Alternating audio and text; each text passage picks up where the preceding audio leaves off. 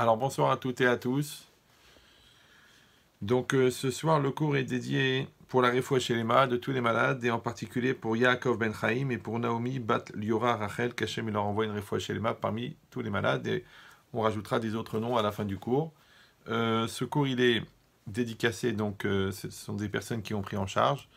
Donc là pour l'instant je mets le cours en même temps sur Facebook et sur YouTube et après le cours j'éteindrai et puis je passerai directement avec les gens qui sont en Zoom dont une partie est en Israël. Voilà. Le cours de ce soir, il est un petit peu spécial, parce qu'en fait, c'est la première fois en 35 ans que je fais 2 soirs de suite, pratiquement sur les mêmes éléments, c'est-à-dire ça part des mêmes éléments dans la paracha, mais seulement ça va être une lecture complètement différente.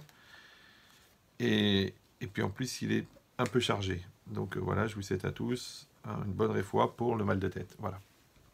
Alors, c'est marqué dans la paracha de Shlach qu'on va lire ce Shabbat. Vaïdaber Hashem el Moshe les morts. Il a dit Hashem à Moshe en disant Shlach lecha anashim. Envoie pour toi anashim des hommes. Veyatur et aretz Kenaan. Et ils exploreront la terre d'Israël. Asher ani noten libne Israël que je donnerai au béni Israël. Ish echad les maté. Un homme par tribu. Les maté avotav pour la tribu de vos pères. Teshalchu Kol Nessi Bahem. Et Tishlechu, vous enverrez Kol Nessi Bahem. Chacun il sera donc un chef de tribu d'Israël. Ça, c'est le pasouk lui-même. Maintenant, Rashi, il dit Shlach lecha anashim, envoie pour toi des hommes. Il dit Lamas nismecha parashat meraglim, les parashat Myriam. Pourquoi est-ce qu'on a fait coller la paracha des explorateurs avec la paracha de Myriam, c'est-à-dire la fin de la paracha d'avant, quand Myriam elle a fait du Lashon Hara sur Moshe Rabbeinu. Il dit les filles Shilakta al Iskediba, parce qu'elle a été punie sur le fait qu'elle a dit donc du mal, chez Dibra Beachia, parce qu'elle a parlé sur son frère. Ou Rechaim alalou, et ces Rechaim là, les Meraglim, Raou, ils ont vu, donc ils ont vu qu'elle a été punie sur la Shonara, Velo la Krumoussar, ils n'ont pas tiré une morale de là, puisque eux-mêmes ils ont fait du Lashonara sur la terre d'Israël. Après c'est marqué, toujours dans Rashi, bon, on n'est pas obligé de faire tout sur Rashi maintenant. Maintenant, ce qui est intéressant, c'est ici dans le langage du Passouk, c'est marqué Veyatou et Aretz, qu'ils ont été pour explorer la terre. D'accord? Et à la fin de la paracha, de la même paracha, donc de Shlach, la Torah rapporte en fait la paracha de Tzitzit. C'est le 3e paragraphe qu'on lit dans le schéma. Et c'est marqué là Vaya lachem le Tzitzit, et seront pour vous en tant que signe, pour être vus. Ur itemoto, vous les verrez, ou zechartem, et vous vous rappellerez, et kol mitzvot Hashem, tous les commandements d'Hashem, va'asitem otam, vous les accomplirez, velo taturu achare levavchem v'achare lechem, et vous ne vous détournerez pas après vos cœurs et après vos yeux, asher atem zonim acharem, après lesquels vous vous êtes dévoyés. D'accord.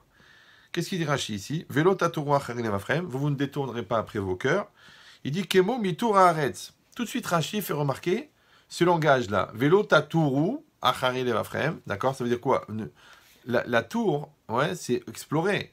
Il dit vélo tatourou, n'explorez pas, d'accord, c'est-à-dire ne vous détournez pas. Il ne faut pas que vos yeux et votre cœur ils vous entraînent dans des endroits qui ne sont pas bien.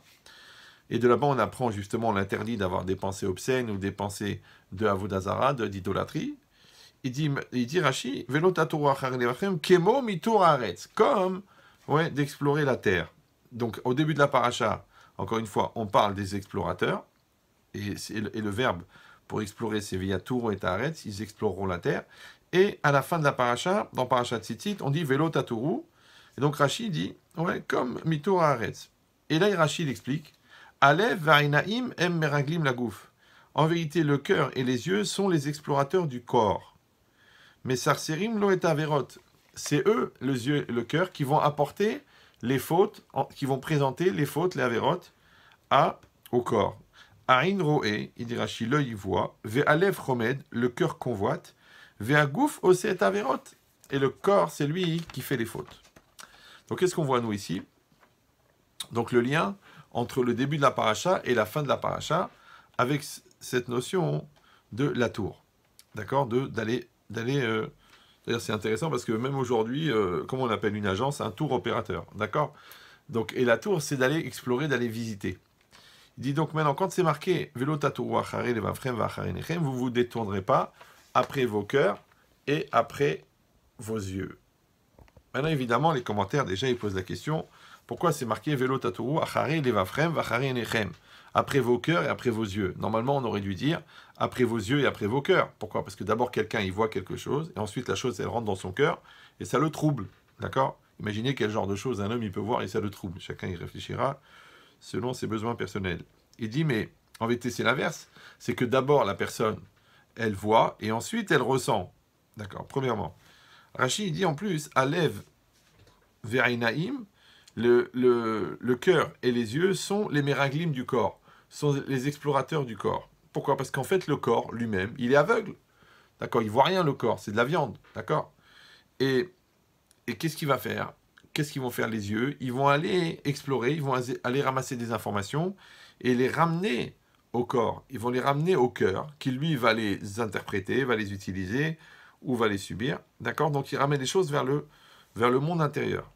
Donc ça veut dire que si c'est ça, c'est le cœur qui va analyser les éléments, mais c'est les yeux qui vont lui apporter les éléments. Maintenant, pourquoi c'est marqué Velo Tatoru Achare Levafrem? Donc si c'est ça, que la démarche, c'est que les yeux amènent les informations au cœur. Donc pourquoi c'est marqué d'abord Velo Tatoru Achare Levafrem? Ne vous détournez pas après vos cœurs. Mais non, mais le cœur, il vient à la fin. Donc pourquoi la Torah, elle commence par le cœur? Alors Rachid explique, le cœur, il désire. D'accord? Le cœur désire, d'accord? Et le corps, après, il ne fait qu'agir en fonction du désir qui a été développé par le cœur. Maintenant, qu'est-ce que ça? On a expliqué déjà une centaine de milliers de fois dans les cours que le cœur, au sens large, il représente l'intériorité de la personne. D'accord? Comme souvent on a dit au nom de Rav Dessler, Alev ou Ametsiout. Le cœur, c'est la réalité de la personne. Donc c'est son intériorité. Donc quand on dit en français prendre à cœur, ça veut dire que la chose, elle rentre à l'intérieur de toi. Ouais, ou va chez Vota et Levavecha, tu ramèneras la chose à ton cœur. Et le Maral, il dit toujours que Alev ou Merkaz à Adam, le cœur, c'est le centre de l'homme. Donc en vérité, les choses, tout ce qu'on fait, tout ce qu'on dit, tout ce qu'on pense, en vérité, ça part de notre cœur. C'est-à-dire que le cœur, maintenant, il représente ce que j'appelle, moi, la source de l'impulsion première. C'est-à-dire que c'est de là-bas d'où tout démarre. Ouais, exactement pareil comme la notion, tu dis, mais c'est quoi on va essayer de rentrer au cœur du problème. D'accord? Donc, tu as compris, le cœur du problème, c'est le déterminant de tout dans le problème. Le cœur du fruit. D'accord? Le cœur de la ville. Le cœur du sujet. Donc, si c'est ça. Donc, en vérité, tout démarre du cœur. Ouais, et le cœur, il devient le centre, le démarrage de tout. Et d'ici, c'est ça. Et c'est même la source de la volonté. C'est-à-dire qu'on a expliqué 1 million de fois qu'en vérité, l'énergie de la volonté, elle vient de la Neshama, mais elle est perceptible pour l'homme au départ, au niveau de son cœur. C'est-à-dire au niveau de son moi intérieur. Et au moment où ce moi, il prend en charge cette énergie, ça s'appelle la volonté. Ça s'appelle je veux. Ok. C'est pour ça que Ratson, en vérité, c'est la volonté, et Mekor, c'est la source. Donc en vérité, le Mekor du Ratson, encore une fois, dans la perception de l'homme, c'est le cœur. Donc on a compris ici qu'il ne s'agit pas simplement du cœur, du muscle, d'accord, qui envoie du sang, ou alors qui représente un petit peu la sensibilité. Non, on parle maintenant du centre de la personne. Donc ça veut dire quoi? Ça veut dire que si tout démarre du cœur, donc en vérité, le cœur, c'est ce que tu cherches, au fond, et les yeux, c'est ce que tu trouves. Qu'est-ce qu'ils font les yeux? Ils vont à l'extérieur, ils vont trouver quelque chose. Ouais, mais non, mais l'objet de cette recherche, elle est déterminée par le cœur. Donc c'est le cœur qui cherche et les yeux qui trouvent. Donc maintenant, et nous toujours, on se pose la question, mais qu'est-ce qu'on va trouver? On rentre dans la vie, on rentre dans le business, on rentre dans le mariage, on rentre dans la teshuva, on se demande, mais qu'est-ce qu'on va trouver? Alors qu'en vérité, si on réfléchit bien, ouais, ce qu'on trouve, en fait, c'est toujours ce qu'on cherche. Ouais. Donc la vraie question, c'est pas qu'est-ce qu'on va trouver. La vraie question, c'est qu'est-ce qu'on cherche. Parce que tu sais que tu vas trouver ce que tu cherches. Un peu comme quand les gens ils ont des problèmes. Qu'est-ce qu'on dit en français? Bah tu l'as bien cherché. Ouais. Pourquoi on dit tu l'as bien cherché? Moi j'aurais dit tu l'as bien trouvé. Ah, tu l'as bien trouvé. Ah, bah ça t'est tombé sur la tronche. Ouais. Donc ça veut dire ça t'est tombé sur la tête. Ça veut dire c'est quelque chose qui vient de l'extérieur. Mais quand tu dis tu l'as bien cherché, ça veut dire que c'est quelque chose qui vient de l'intérieur. Ouais. Et on a dit l'intérieur, c'est quoi? C'est le cœur. Donc ça veut dire quoi? C'est qu'en vérité, on devrait poser la question plus tôt. Mais qu'est-ce que tu cherches? Qu'est-ce que tu cherches? Parce que c'est sûr que ce que tu cherches, c'est ça que tu vas trouver. D'accord? Maintenant de se demander qu'est-ce que je cherche, c'est aller à l'intérieur de moi-même, d'accord, et me poser la question, qu'est-ce que j'ai au fond de moi, d'accord, qu'est-ce que je suis vraiment, qu'est-ce qui me définit, parce que, encore une fois, tout ce que je vais voir dans ma réalité, ça va être la projection de ce que je contiens à l'intérieur. Et c'est ça le problème. C'est-à-dire, est-ce que le, en fait, ton cœur, il est soumis à toi, d'accord, ou il est soumis à quelqu'un d'autre.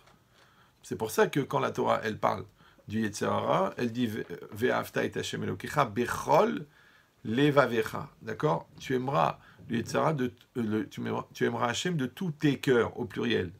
D'accord. Rashi, il explique c'est quoi les cœurs, c'est Yetzer Hara, Yetzer Tov. Mais Yetzer Hara, Yetzer Tov, c'est quoi? C'est des tendances. Où est-ce qu'elles sont? À l'intérieur de moi. Donc en vérité, à l'intérieur de moi, j'ai mon moi, d'accord, qui représente le cœur de ma personne. Et puis j'ai mon Yetzer Hara, mon mauvais penchant et mon bon penchant. Et eux, ils vont me donner des impulsions, ils vont me donner des propositions. Et moi, je vais décider, est-ce que je les suis ou non.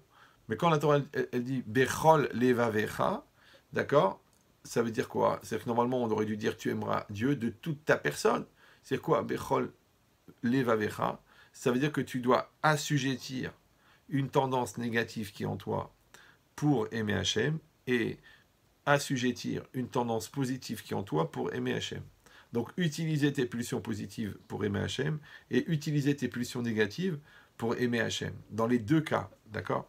Il dit cette logique-là, en vérité, Ravolbe, il le rapporte, il dit comme ça. Rechaim birshut libam, tzadikim libam birshutam. D'accord? Les Rechaim, en vérité, ils sont dominés par leur cœur. Ils sont dans la domination de leur cœur. Et tzadikim, libam birshutam, c'est leur cœur qui est dans leur domination. C'est-à-dire que si quelqu'un, il connaît son intériorité, il sait qui il est, il doit savoir qu'est-ce qu'il est lui maintenant, voilà, qui est-ce qui est en train de parler. Moi, toute la journée, je rencontre des gens qui posent des problématiques au téléphone, dans la rue, dans la vie, et toujours je leur pose, mais qui c'est qui parle maintenant? Qui c'est qui parle? Le gars qui veut s'en sortir ou celui qui veut s'enfoncer? Qui c'est qui parle? Celui qui veut sauver son couple ou celui qui veut faire la polémique? Qui c'est qui parle? Il dit ça veut dire quoi? C'est que quand quelqu'un est dominé par son cœur, ça veut dire par son Yetzer Hara ou par ses émotions. Donc en vérité, c'est ça rachat. Les gens ils croient rachat, ça veut dire c'est un mécréant, un fauteur, un gars qui ne croit pas en Dieu. Non, c'est quelqu'un qui a décidé que ses émotions ou ses pulsions, elles sont dominatrices chez lui. Et c'est quoi un tzaddik? Ouais. Un tzaddik, c'est quelqu'un qui a décidé que sa personne, sa volonté, sa conscience, ils sont dominatrices de ses pulsions et de son Yetzer Hara. C'est ça la différence entre les deux. D'accord? Donc ça veut dire que quand quelqu'un, son cœur, c'est-à-dire son intériorité profonde, son désir de réussir, d'être, ouais, et ben celui-là, il est conscient, il est volontaire, il est positif, et ben ça s'appelle le da'at. D'accord? C'est ça le da'at. Quand on parle du da'at dans la Torah, on parle du da'at chez les Chachamim, ouais, on parle de ça. C'est-à-dire que quelqu'un, il a pris possession de son cœur. Il est le propriétaire de son cœur. Il est l'habitant unique de son cœur. Maintenant, quand quelqu'un, il n'arrive pas à rentrer dans cette logique-là, d'accord? Alors, qu'est-ce qui se passe? Eh bien, il n'est pas propriétaire de son cœur. Donc, sa vie ne lui appartient pas. Donc, ses décisions ne lui appartiennent pas. Donc, ses réactions ne lui appartiennent pas. Pourquoi? Parce qu'à chaque fois, eh ben, comme on l'a expliqué 1 million de fois, il va dire, eh ben, je n'étais pas moi-même, et c'était plus fort que moi, et j'ai été dominé, j'ai été habité, j'ai été transporté, j'ai été poussé à bout, d'accord? Mais jamais il va rentrer dans cette logique-là, de dire qu'à partir de maintenant, c'est mon da'at qui va être prioritaire, c'est ma conscience qui va être prioritaire, c'est ma volonté qui va être prioritaire. Alors, pour comprendre ça, enfin, si on a compris ça maintenant, alors, on relit un peu le premier, le Rashi, en vérité de la paracha. D'accord? Alors, c'est quoi l'endroit? On a expliqué 1 million de fois que la Torah, c'est un livre d'enseignement. D'accord? C'est pas un livre d'histoire. Donc ici, la Torah, elle nous parle d'une situation où les Bnei Israël, ils sont censés rentrer en Eretz Israël. Donc rappelez-vous, ils sont sortis d'Égypte, d'accord? Et puis Hachem, il leur donne la Torah, et après, il leur dit, maintenant, on va rentrer en Eretz Israël. En Eretz Israël, vous allez faire la conquête d'Israël, on va construire le Beth Amikdash, le temple, et vous allez servir Hachem en Eretz Israël, qui est le projet maximum pour le peuple d'Israël. Ok. Maintenant, ça, si on prend une lecture un peu moussarite, c'est-à-dire une lecture selon le moussar, Alors maintenant, qu'est-ce qui se passe? Les bénis Israël, ils sont sortis d'Égypte, d'accord? On a expliqué 1 million de fois que l'Égypte, ça représente les limites de l'homme. Metzarim, d'accord? Metzarim, c'est les limites, et Mitzraïm, c'est l'Égypte. Donc quand Hachem, il nous a sortis d'Égypte, ça veut dire qu'il nous a donné la possibilité de sortir de nos limites, d'accord? Et après, quand l'homme, il est en lutte avec lui-même, d'accord? Donc il décide de se libérer. Mince, qu'est-ce qui se passe? Attendez 2 minutes parce que je sais pas pourquoi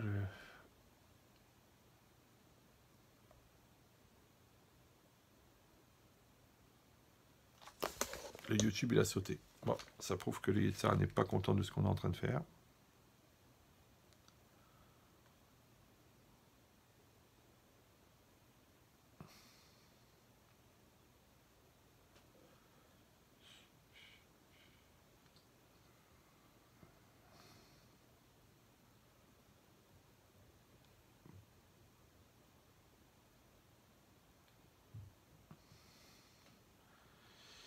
Bon, je sais pas ce qui se passe, les gars. Quand le Yetzirah s'en mêle.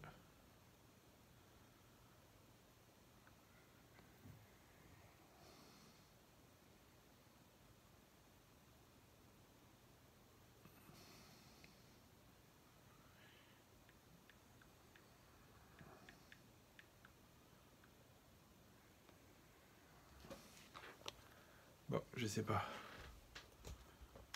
On va voir si ça marche.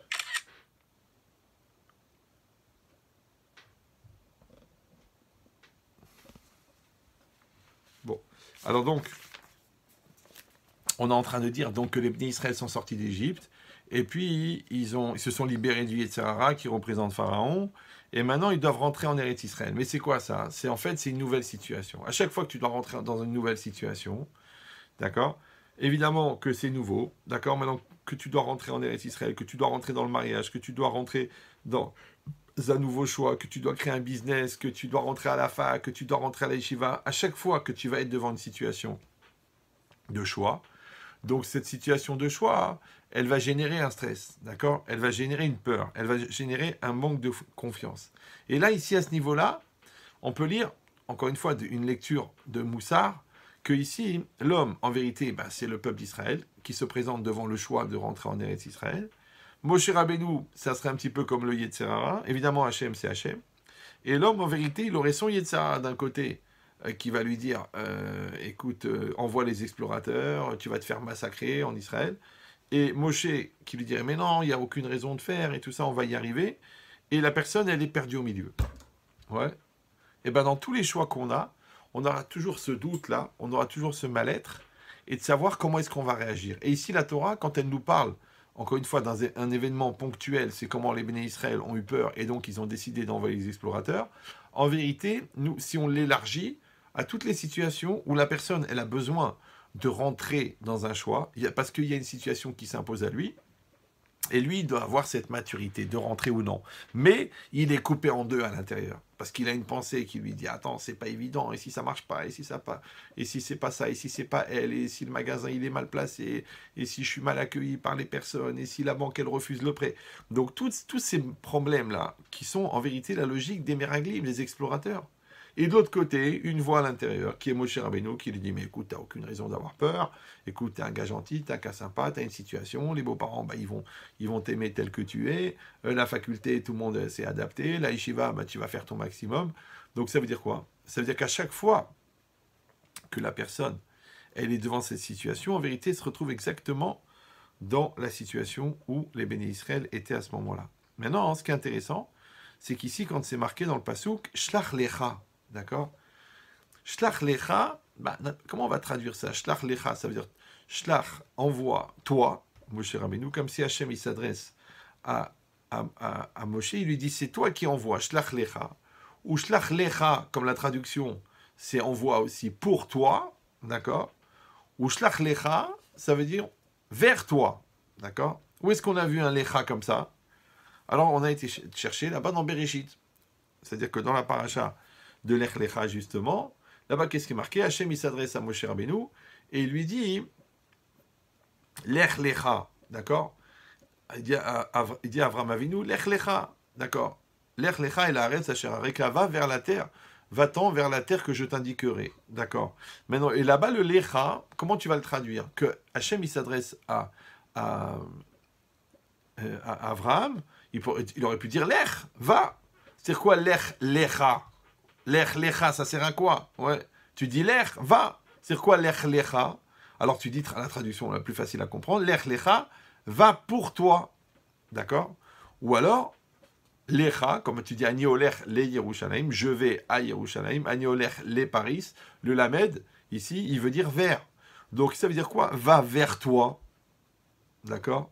Va vers toi, va pour toi. Comment ça marche? Alors Rachid, sur place, là-bas, dans Parashat Lecha, il dit, pourquoi c'est marqué Lecha? Il dit, le Ana Atecha, pour ton profit, ou les Tovatecha, pour ton bien. Vesham et Secha les Goy Gadol. Et là-bas, je ferai de toi un grand peuple. Maintenant, nous, on va rester concentrés juste sur ce mot-là dont on a besoin maintenant dans cette conférence de ce soir. Quand Hachem, il s'adresse à Abraham, il lui dit, Lech Lecha, Rachid dit, les Tovatecha. C'est quoi les Tovatecha pour ton bien? On a déjà expliqué aussi ça souvent, parce que c'est des principes de base, que Tov dans la Torah, ça veut dire complet. Donc les Tovatecha, ça veut dire quoi? Pour te compléter. Sous-entendu, toi, Avraham Avinu, là où tu es aujourd'hui, tu ne peux pas être complet. Tu as besoin d'aller là-bas pour te compléter. Maintenant, nous, on a donné plusieurs fois ce principe, que la Emouna, eh ben, c'est d'accepter que la réalité qui est en face de moi, elle est adaptée à moi. Ça veut dire qu'Hachem, en vérité, il me donne la moitié de tout mon potentiel à l'intérieur de moi, et l'autre moitié de mon potentiel, il va se réaliser au fur et à mesure que je vais rencontrer les situations.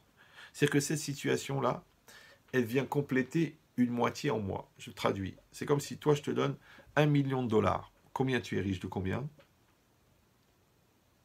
1 million de dollars. Si je te donne 1 million de moitié de 1 dollar, tu es riche de combien? 0.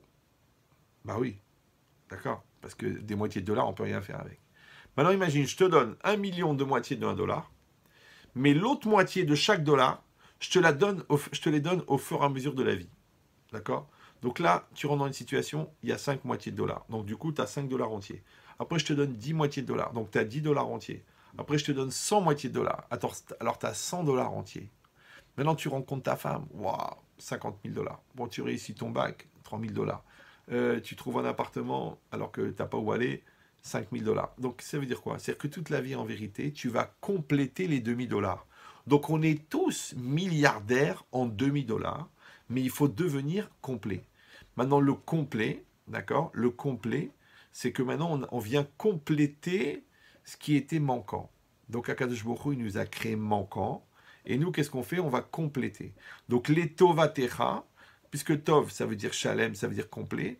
Donc, ça veut dire que ça vient pour te compléter. Donc, quand Hachem, il a dit Lech Lecha, va vers toi, ça veut dire va vers ta partie qui va te compléter. Va devenir entier. Comme si toi, maintenant, tu es tout hésitant et tout ça, et tu dis, bon, je vais faire, je sais pas moi, une école d'ingénieur. Quand tu sors de l'école d'ingénieur, normalement, tu as de l'assurance, tu as de la force, tu as acquis quelque chose, c'est normal.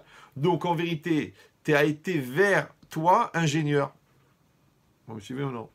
Eh bien, ça, c'est pareil. Quand, à chaque fois que t'es confronté à une épreuve, l'épreuve, qu'est-ce qu'on dit en français? Tu es sorti grandi. Mais grandi de quoi? Ouais. Grandi de la moitié qui était en toi et qui allait devenir grâce à l'épreuve. Donc en vérité, toute la vie, on va vers soi-même. Donc ta femme, elle a révélé des choses en toi.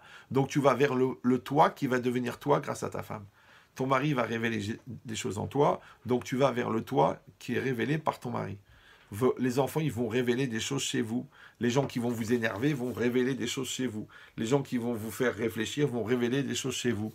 Donc, en vérité, quand tu avances dans la vie, tu avances vers la personne que tu es en train de devenir. D'accord? Si vous allez dire, bon, ben, c'est un peu évident, ben, il y a beaucoup de gens qui n'avancent pas. La preuve, tu vois, ils sont toujours les mêmes, ils n'arrivent pas à changer. Alors, on appelle ça la psychorigidité, la lourdeur, la bêtise. Mais en vérité, c'est un refus d'accepter que la réalité qui est en face de moi, elle peut m'aider à grandir. Maintenant, quand moi j'accepte la réalité et je m'inscris dans la réalité et j'assume la réalité, automatiquement la réalité elle me fait grandir. Donc en vérité, je vais vers celui que je suis en train de devenir. Donc vous avez compris maintenant que son épreuve, elle te fait grandir.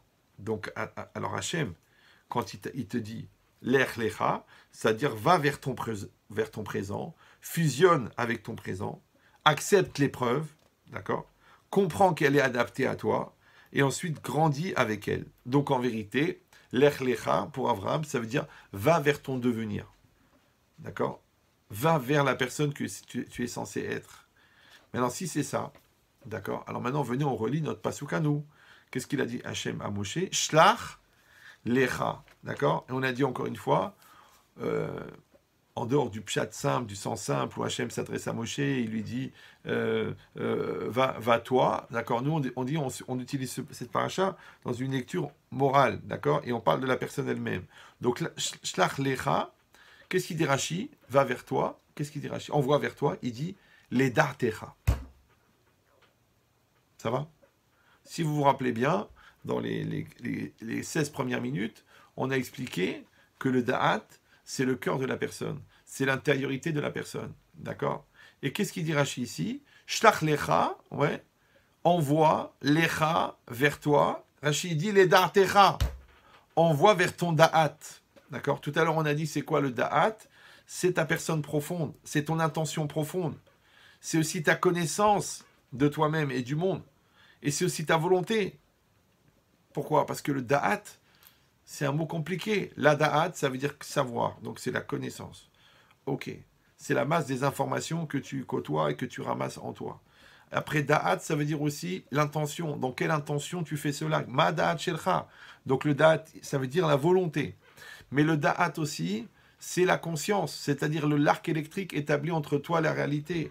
Maintenant, tu peux m'expliquer comment le même mot, il peut vouloir dire conscience, connaissance et volonté, les trois en même temps. Alors l'idée, elle est simple. Comme l'avait dit à l'époque Rav Yechia Ben Shetrit, si vous avez entendu parler de lui, ouais, il disait, c'est quoi le da'at?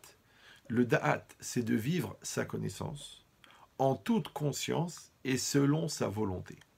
Donc, tu es obligé de fabriquer un être intérieur qui est capable d'acquérir une grande connaissance, parce que sans la connaissance, tu t'en sortiras pas. Donc ça s'appelle le da'at en tant que la da'at, qui doit développer une très très forte volonté, et parce que ça s'appelle aussi le da'at, et qui doit développer aussi un très haut niveau de conscience. Interdit d'être inconscient. D'ailleurs, inconscient, ça peut s'écrire en 3 mots, et là, tout de suite, tu vois que ça pose un problème. D'accord? Donc ça veut dire que quand la personne, maintenant, vous avez compris, elle a développé ce da'at, elle a développé cette intention, elle a développé cette intériorité. Ça veut dire que quand Hachem il dit shlach lecha, qu'est-ce qu'il a dit Rashi? Les da'atecha, donc envoie vers ton da'at. Ça veut dire quoi? Envoie vers ta conscience, à l'intérieur. Là. Qui c'est qui parle là? Qui c'est qui est en train de dire? Qui c'est qui est en train de faire? Oui, est-ce que quand tu dis un gros mot, tu peux dire excuse-moi, c'est pas moi qui a parlé, c'était plus fort que moi, ça m'a échappé. C'est-à-dire que ta bouche elle parle à la place de toi. Et quand tu mets une claque, tu dis ça m'a échappé aussi. D'accord? Dis qu'en vérité, ici, c'est marqué. Que quand on a dit va vers toi, c'est fais ton introspection. D'accord? Dans ton da'at à toi. C'est-à-dire que toi, tu dois faire ton auto-analyse. Que tu dois analyser ta situation. Tu dois analyser la réalité qui est devant toi. Tu dois analyser l'épreuve qui est devant toi. Il dit ça, c'est quoi? C'est de connaître à l'intérieur de toi-même. Dans ton da'at à toi, on a dit que, rappelez-vous, le da'at, c'est ces 3 éléments. Ouais. Le da'at, c'est que il y a le moi, et il y a le Yetzer Hara, et il y a le Yetzer Tov. Donc toi, en vérité, quand tu es dans cette recherche de toi-même, eh ben, tu dois savoir, est-ce que eh ben, ce moi-là, qui est en train de... Ouais, ce moi-là, qui est à l'intérieur de toi, en vérité, est-ce que c'est toi? Ouais, et quelle est la part du Satan qu'il y a dedans? Et quelle est la part de la paresse qu'il y a dedans? Et quelle est la part de la ga'ava, de l'orgueil qu'il y a dedans? Et quelle est la part de la négia, oui, de tes intérêts qui t'empêchent de réfléchir et tout ça? Quelle est ta part de sincérité? Quelle est ta part d'objectivité?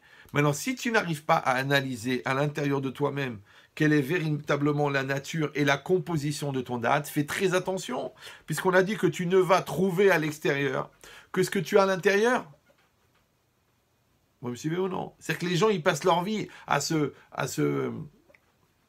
à se choquer et à s'étonner. Ouais.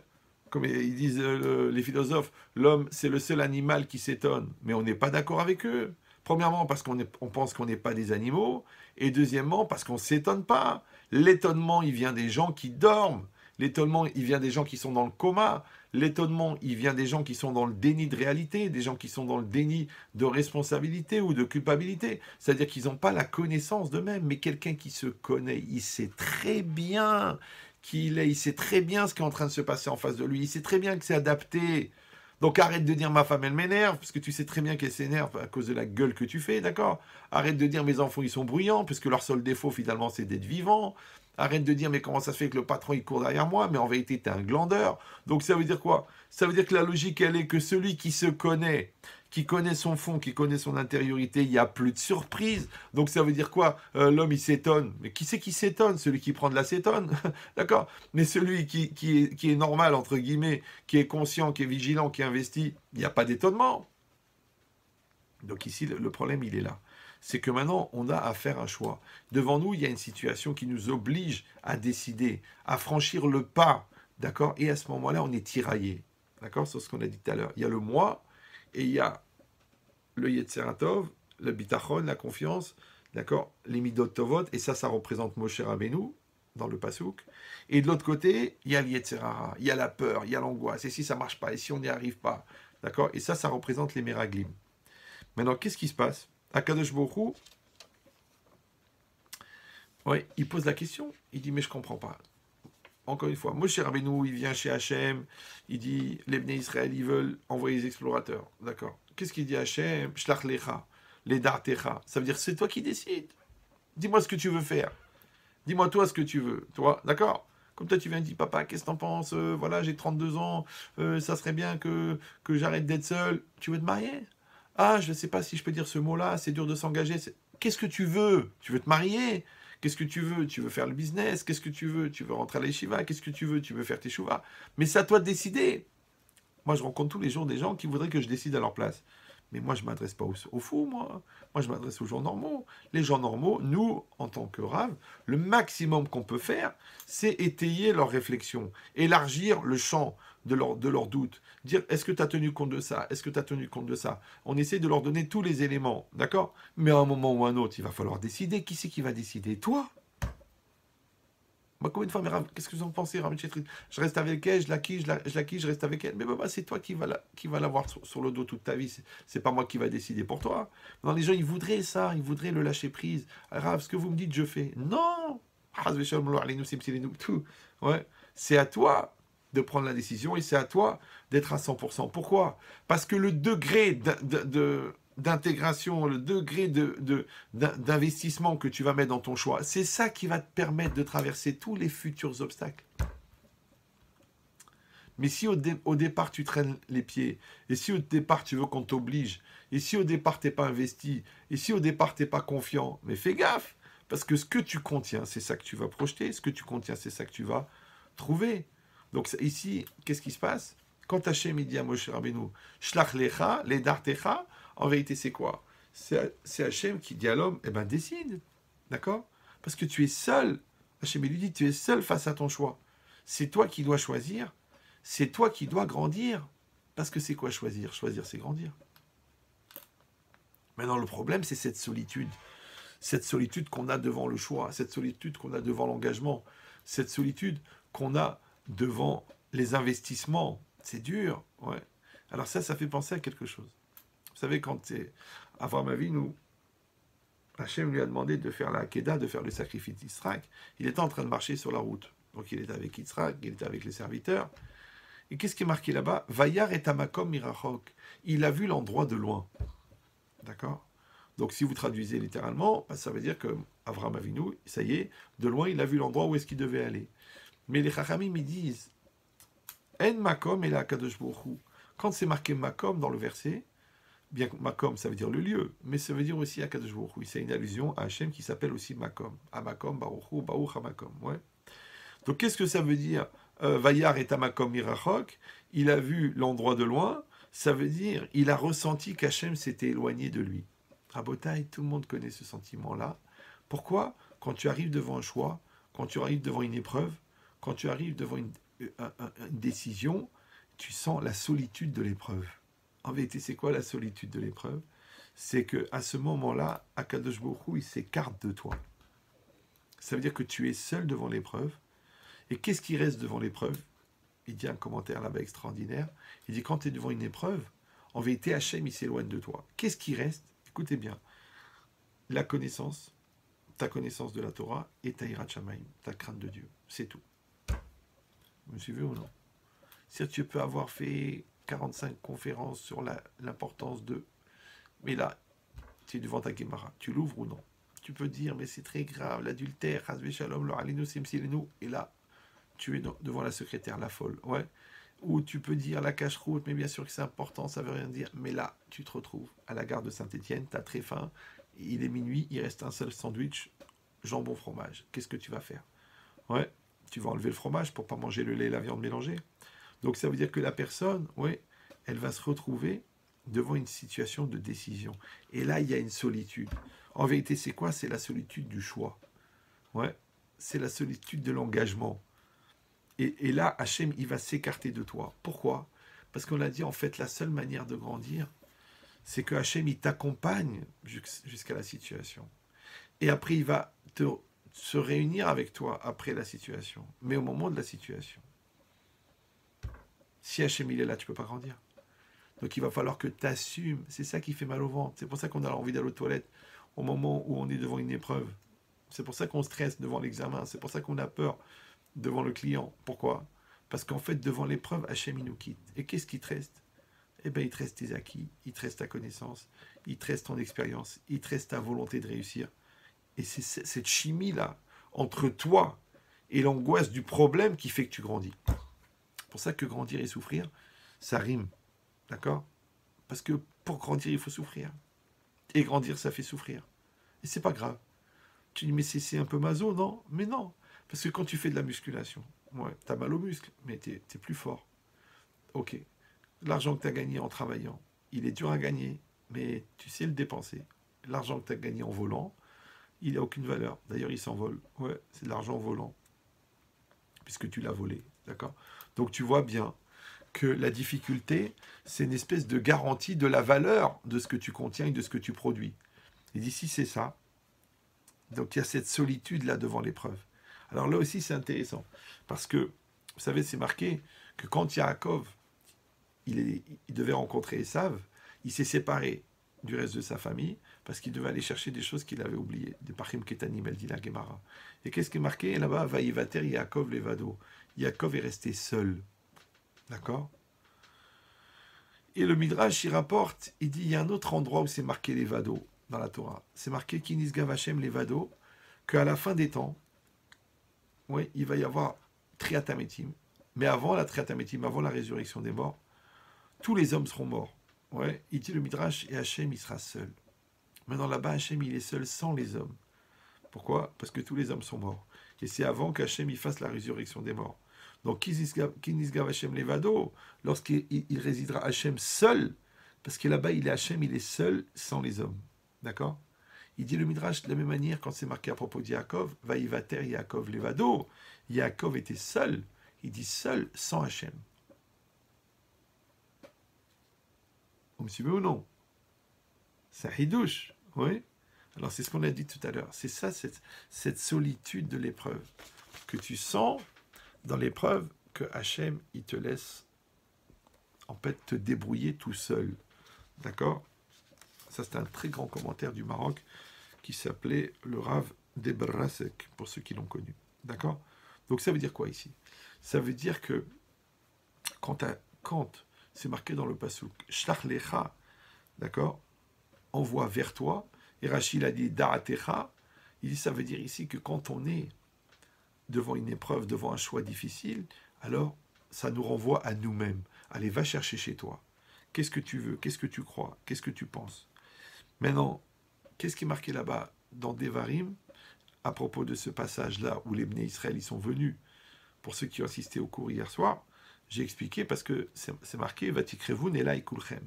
Vous vous êtes présentés tous devant moi, comme une émeute, d'accord? Ils sont venus, oui, on va mourir, il faut qu'on envoie des explorateurs, qu'on aille visiter, là. On ne peut pas y aller comme ça, on va se faire massacrer, c'est pas raisonnable et tout. Et je vous avais dit hier, qu'est-ce qui est marqué là-bas? Neharim, Tseirim, Dochafim et Tazekenim. Les jeunes, ils poussaient les vieux, d'accord? Et hier, je vous ai dit que, en vérité, ça voulait dire que normalement, eh ben, les gens raisonnables, les gens âgés, les gens matures, ils sont là, et puis il y a les autres, il y a les jeunes, les excités, qui ont peur, qui sont pas construits. Donc, eh ben, qu'est-ce qu'ils font? Eh ben, ils viennent dire aux vieux, ouais, on va tous mourir, qu'est-ce qu'on fait, tout ça. Les vieux, ils disent, calmez-vous, on va aller voir Moshe Rabbeinu, n'ayez pas peur, on va poser la question, et Moshe va poser la question à Dieu, tout ira bien. Mais là, c'est marqué, Vatikrevu Nelai Kulchem. Vous vous êtes tous présentés devant moi, Rachid Ibir, vous vient mélanger. Maintenant, si on reprend, nous, notre lecture de ce soir, qui est une lecture de Moussard, d'accord? Donc, c'est quoi Vatikrevu Nelai Kulchem? Qu'en vérité, à l'intérieur de toi, tu es un enfant et tu es un adulte. Et quand tu es dans la période comme ça de panique et de stress et d'angoisse, qu'est-ce qui va se passer? Eh bien, tu vas être tout mélangé. Et ça, c'est un signe. C'est un signe quand tu vois dans une situation que tu es tout mélangé. Je te dis alors, qu'est-ce que tu veux? Tu veux le Shalom Bayit? Ouais, mais vous la connaissez pas, elle m'énerve, Après, il dit, oui, mais je l'aime d'un autre côté. Bon, alors, cet argent, tu vas le rendre. Mais bien sûr, je vais le rendre, je ne suis pas un voleur. Mais d'un autre côté, vous savez combien il me doit? Vous savez combien de trucs? Donc, tu es mélangé, ouais. À chaque fois que tu es mélangé, c'est le Satan. Pourquoi? Parce que normalement, toi, encore une fois, il y a l'adulte, il y a le côté raisonnable, il y a le côté honnête, il y a le côté Hirat Shamaim. Et de l'autre côté, il y a l'excité, il y a le fou, il y a le gars qui pense qu'il ne va pas se faire attraper, il y a le gars qui est attiré pour faire la Touma. Mais ça, c'est quoi? Ça c'est un Neharim, Dochafim Atazekenim. Le jeune qui est en toi, l'enfant qui est en toi, il est en train d'embrouiller celui qui est Chacham qui est en toi, l'adulte qui est en toi, le mature qui est en toi, celui qui a la crainte d'Hachem qui est en toi. Il est complètement embrouillé. Il dit cette logique-là, c'est quoi? En vérité, c'est parce que, il dit Raphaël Friedlander, Ikar avodat yetzerara les balbel et tadeot. Le principal objectif du yetzerara est d'embrouiller l'esprit. D'accord? Toi, ce que tu dois avoir s'appelle Sechel Barour, un esprit clair. Exactement, tu sais ce que tu penses, tu sais ce que tu veux, tu sais qu'est-ce que tu crois, tu sais quelle est la part de peur, quelle est la part de raisonnable, quelle est la part... Mais ça prend des années à s'acquérir. En attendant, qu'est-ce qui se passe? Si tu n'es pas construit, tu arrives devant une réalité et tu commences à paniquer, et tu commences à stresser, et tu commences à tout mélanger. Il dit, tu es bilboul, ouais, le bilboul, le balagan, d'accord? Mais ça, en vérité, c'est quoi? C'est l'embrouille. Comment ça s'appelle? En hébreu, le safek, le doute. Or, rappelez-vous que safek, c'est la même guématrie, la même valeur numérique que Amalek. Et que Amalek, c'est quoi? C'est l'ange du Yetzerara. Ça veut dire que le Yetzerara, ouais, il n'existe que parce qu'il y a du doute. Le Yetzerara, il est là pour générer le doute. Et toi, quand tu es dans le doute, tu deviens fou. Tu commences à faire n'importe quoi. Ouais, tu ne sais pas. Pourquoi? Parce que quand la situation elle est claire, tu vas te battre. Si elle est clairement positive, ça te donne des forces. Si elle est clairement négative, tu vas développer de la force ou tu vas faire une dépression. Mais si elle est dans le doute, oui, non, je sais pas, ça va pas, ça marche pas, c'est fatigant le doute. Et c'est ça le travail du Yetzirah, de te mettre en situation de doute. Donc quand quelqu'un il est soumis à son Yetzirah, ouais, vous remarquerez ça. Celui qui est soumis à son Yetzirah, il est toujours dans le doute. Ouais. Est-ce que Dieu existe? Est-ce que Dieu n'existe pas? Et s'il existe, est-ce qu'il a donné des obligations? Et est-ce que je dois est-ce que je dois rester avec ma femme? Ou est-ce que je dois la tromper? Est-ce que je dois manger cachère? Ou non? Et puis de toute façon, le cachère, oui, il y a des rabbins, ils exagèrent. Et d'un autre côté, tu as vu combien ça coûte? Mais d'un autre côté, je sais que c'est nécessaire. Et d'accord, je sais que la Torah l'a dit. Tu vois tous ces balagans là? Alors toi, tu crois que parce que tu es dans une recherche intellectuelle et tu as besoin de douter. Ouais, comment tu sais si ta recherche est intellectuelle et elle est pure? C'est seulement si à la fin tu sors du doute. Mais si tu restes dans le doute et tu cultives le doute et tu deviens un douteux, ouais, toi-même, c'est-à-dire que toute ta vie tu es dans le balagan et tu sais plus. Je vois des gens, je les ai rencontrés il y a 20 ans. Ils sont venus me dire oui, mais comprenez, j'ai telle et telle question et telle question. Bon, je dis bon, je réponds. Le gars, il vient 20 ans après, il a la même question. 20 ans après? Mais c'est ce que tu peux faire en 20 ans? En 20 ans? Moi, en 1 heure, tu as vu ce que je fais en 1 heure? 3 ans de fac, d'accord? Toi, imagine ce que tu peux faire en 20 ans. C'est énorme. Et qu'est-ce que tu as fait? Tu es resté le même. Pourquoi? Parce que un pas en avant, un pas en arrière, un pas en avant, un pas en arrière. Je monte dans le train, je monte pas dans le train. Je le fais pas. Je le dis pas. Je me marie pas. Je truc. Donc en vérité, qu'est-ce que tu as fait? Tu as fait de la mousse. Tu as fait de la banana. Tu n'as rien fait, t'as rien produit. Pourquoi? Parce que tu t'es affolé. Tu t'es paniqué. Sur la base de quoi? Eh bien, de ton manque de confiance. De ton manque de émouna. De ton manque de bitachon. De ton manque de clarté. De ton manque de confiance en toi. C'est ça qui a fait tout ça. Donc ça veut dire quoi? Ça veut dire que toi, en vérité, maintenant tu es dans cet esprit-là de balagan, que tu n'es pas clair, que tu es immature, que tu n'es pas construit, et tu envoies les méraglim. D'accord? Tu envoies les explorateurs. C'est-à-dire que tu envoies tes yeux pour aller chercher des éléments. Mais évidemment, réfléchis un petit peu maintenant. Les éléments, mais les explorateurs, tes yeux, ils vont faire quoi? Ils vont aller chercher ce que tu as dans le cœur. Donc si tu es rempli de doutes, il va conforter ton doute. Il va nourrir ton doute. Je vois les gens, Rabbi Chetrit, je ne sais pas, d'un côté, elle a tout pour me plaire. Ouais, mais d'un autre côté, je me demande, est-ce que c'est bien de se marier? Est-ce que c'est ça? Est-ce qu'elle va pas changer? Est-ce qu'elle n'est pas malade? Est-ce qu'elle n'est pas... Je dis, mais j'ai pas compris. Tu nourris ton doute. D'accord? D'un côté, tu rajoutes encore un élément comme quoi elle est extraordinaire. D'un autre côté, tu dis, oui, mais j'ai vu l'autre jour, elle s'est énervée, elle a mal parlé à ma sœur ou quoi. Donc, qu'est-ce que tu fais? Tu nourris les 50% négatifs, les 50% positifs. Positif, négatif, positif, négatif. Tu deviens cinglé. Or, c'est quoi le contraire de Safek? C'est Psak. C'est les mêmes lettres. Safek, c'est le doute. Et Psak, c'est trancher. À un moment, il faut trancher. Mais pour trancher, il faut renoncer. Renoncer à quoi? Toi, tu crois renoncer au doute. Est-ce que tu es prêt à renoncer au doute? Il dit, c'est ce qui s'est passé ici. Mais c'est intéressant, parce qu'hier, en préparant le cours, avant-hier, j'ai pensé aussi Meraglim. Meraglim, c'est les explorateurs. Mais Meragel, les Ragel, Regel, c'est quoi? C'est aussi l'habitude. Donc, quand tu envoies les Meraglim, ça veut dire quoi? Que tu envoies tes habitudes.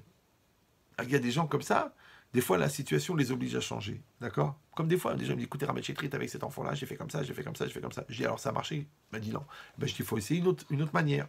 Elle dit, non, c'est pas mon habitude. Eh ben, va mourir. Oh, je veux dire, réfléchis. Ouais. Il faut se remettre en cause. Il faut être mehadesh, il faut évoluer.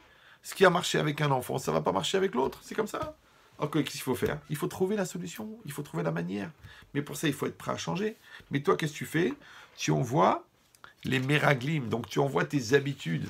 Tu envoies tes acquis mentaux, des acquis intellectuels. Mais c'est pas toujours comme ça. Il faut... il est mehadesh bechol yom tuvo ma'aseh bereshit. Hachem, il renouvelle.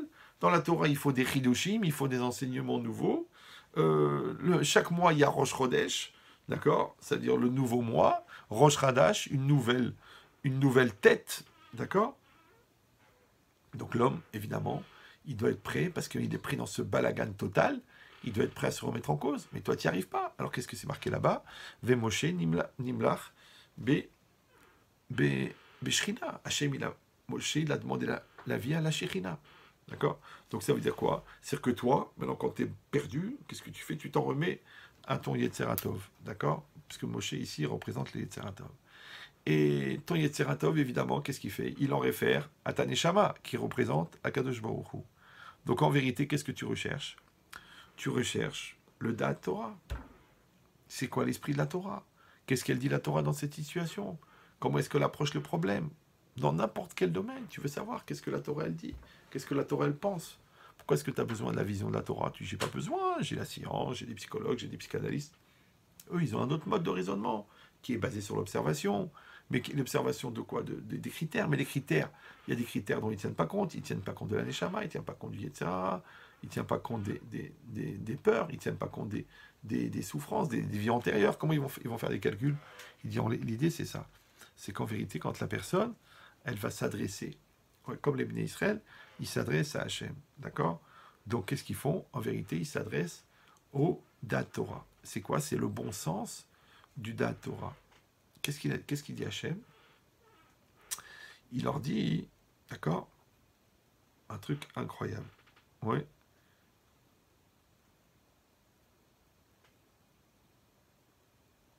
Il leur dit quoi?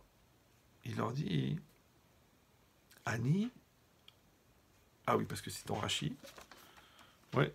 Si on suit toujours le Rashi, qu'est-ce qu'il a dit Rashi? Shlach lecha, envoie pour toi les da'atecha. Donc on a compris qu'ici le da'at, ça veut dire que l'homme il doit aller vers lui-même, d'aller comprendre au fond quelle est son intention profonde. Et Hachem, qu'est-ce qu'il dit? Ani eni metzavelecha. Moi je ne t'ordonne pas. D'accord? Moi je ne t'ordonne pas d'envoyer les explorateurs. D'accord? Im tirtse shlach. D'accord? Si tu veux, envoie. Alors Rachid explique.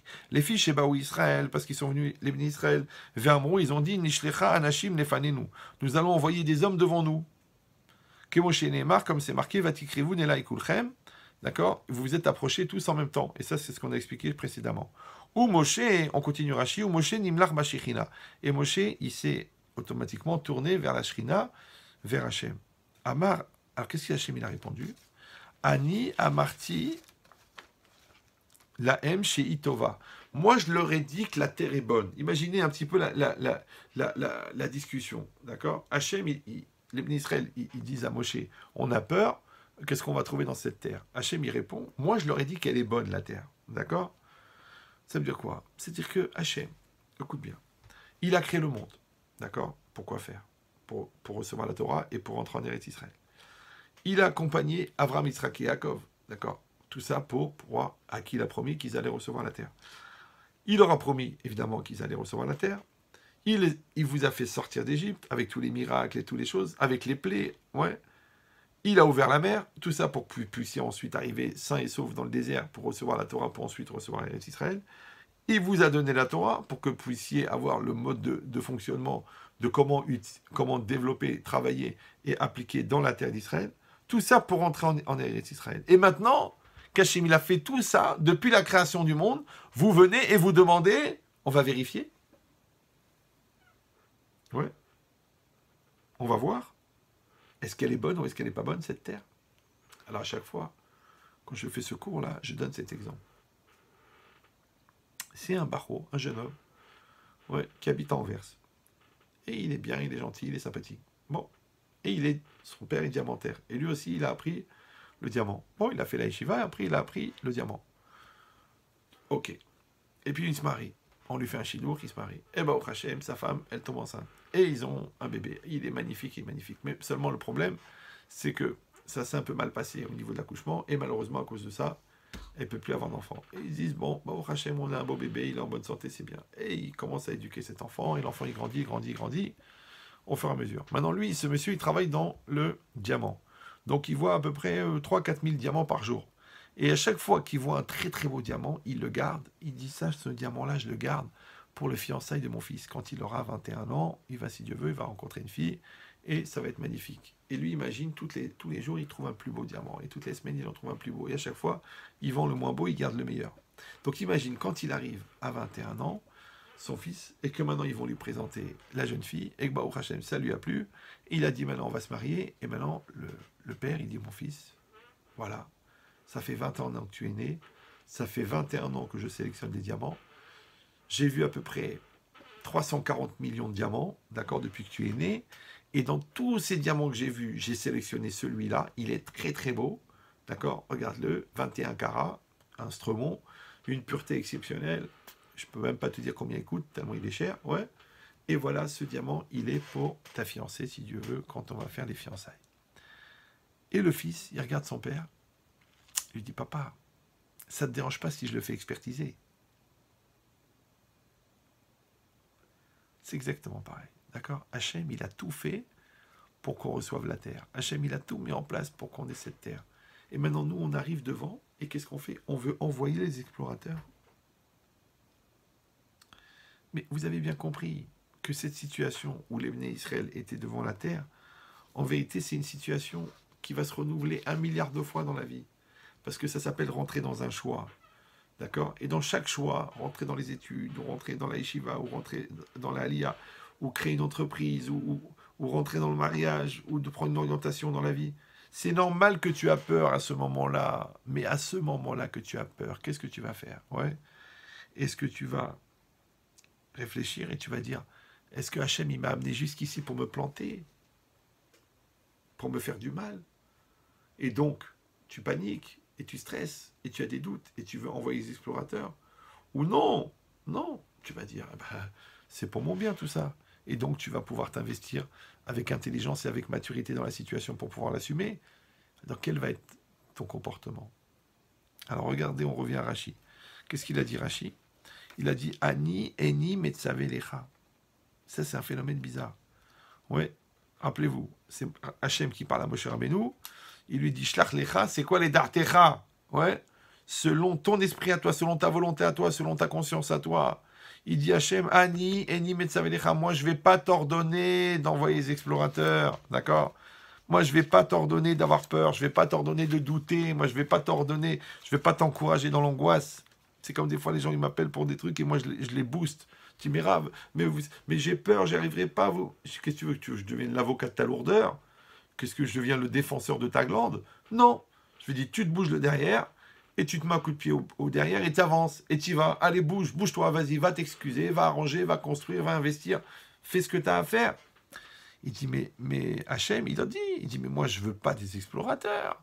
Moi, je vous dis que la terre, elle est bonne. Ouais. Mais après, qu'est-ce qu'il y a juste après? Im tirtse shlach. Ça, c'est un phénomène. Im tirtse, si tu veux, envoie. Je comprends pas. Hachem, il vient de dire, n'envoie pas. Ouais. Il a dit, Ani, Eni, Metzavelecha. Moi, je t'ordonne pas. Et il revient, il dit, si tu veux, envoie. Alors, qu'est-ce que ça veut dire? En vérité, la logique, elle est simple. Alors, je donne toujours cet exemple avec les parents. Ouais, toi, tu viens avec ta copine. Tu dis, voilà, je voulais vous dire, j'ai une copine. Ok. Eh ben, écoute, Baruch haba, Mazal Tov, c'est super. Et puis, on apprend un peu à la connaître pendant 1 mois, 2 mois, 3 mois, 4 mois. Et puis, on voit qu'elle n'est pas sérieuse, qu'elle ment, qu'elle triche, qu'elle est superficielle, qu'elle est nulle, qu'elle ne veut pas s'investir, qu'elle rejette la religion, qu'elle n'a pas nos valeurs, qu'elle fait n'importe quoi avec ses copains, avec ses copines, qu'elle a un passé un peu lourd. Et nous, on lui dit, écoute, mon fils, on pense qu'elle n'est pas bien, cette fille. On pense que tu vas souffrir. Elle est capricieuse, elle est caractérielle, elle est hystérique, elle est nerveuse. Fais attention. Et toi, non, laissez-moi tranquille. Attention, parce que vous ne la comprenez pas, parce que vous, au fond, vous ne m'aimez pas, parce que vous ne voulez pas m'accompagner. Donc toi, tu vas aller, ouais, et tu vas aller contre, et tu montres que c'est pas ça, parce que c'est pas sérieux. Ou ton fils, il dit, tiens, je vais travailler avec ces mecs-là, mais c'est des voleurs, c'est des escrocs, ils sont connus. Non, ils ont fait tchouva, maintenant ils sont sérieux, ils se sont attachés à un rave et tout ça. Non, mais écoute, c'est des voleurs, c'est des embrouilleurs. Oui, ils méritent tous d'aller en prison, ils passent la journée à mentir. Toi, tu veux pas. Maintenant, nous, en tant que parents, on va te donner les meilleurs conseils du monde. Mais à un moment ou à un autre, ouais, ou des fois où tu confonds l'obstination avec la détermination, ouais, tu confonds la psychorigidité avec la capacité de décision. Eh bien, qu'est-ce qu'on va faire? On va dire, bah, écoute, quoi, tu la veux, cette fille? Vraiment, tu veux travailler avec ces gars-là?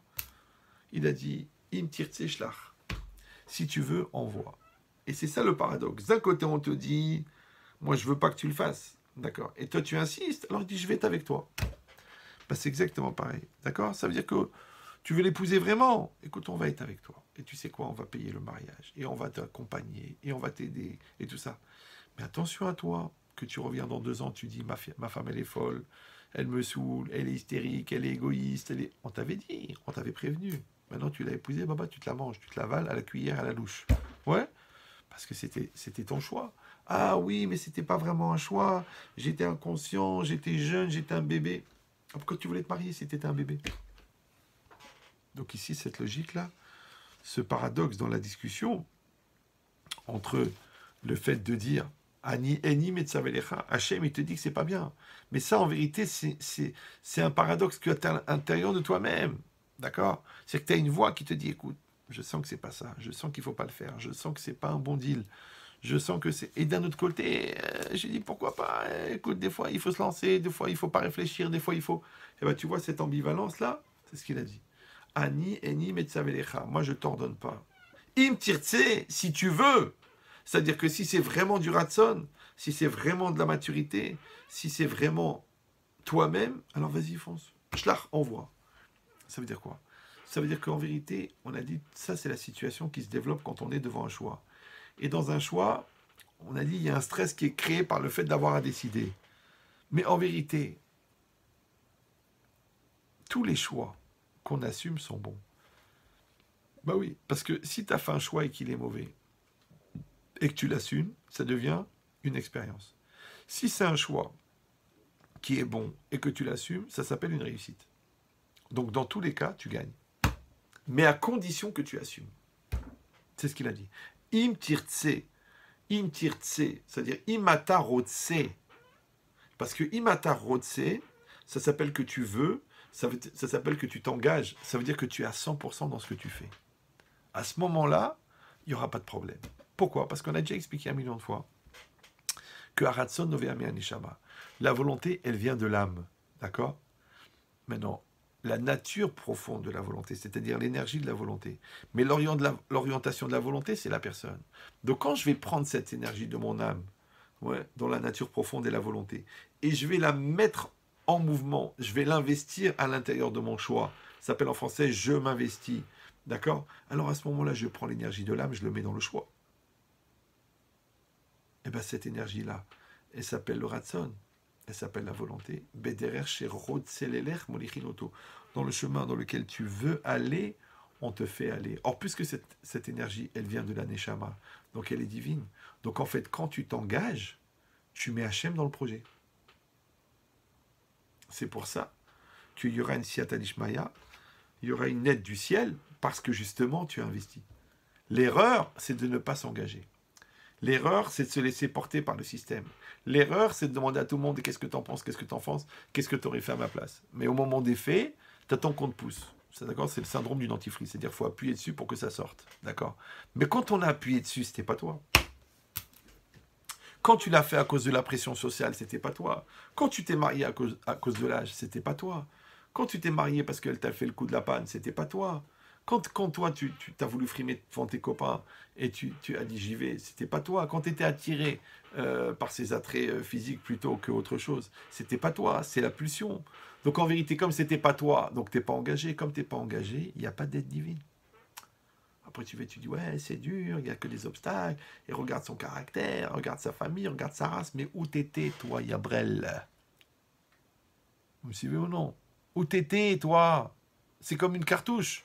Ouais, comment c'est une cartouche? C'est un petit récipient en cuivre avec une balle. Mais l'important, c'est la poudre qu'il y a dedans. Maintenant, le percuteur, il met le feu aux poudres. La poudre, elle explose et elle envoie le gaz.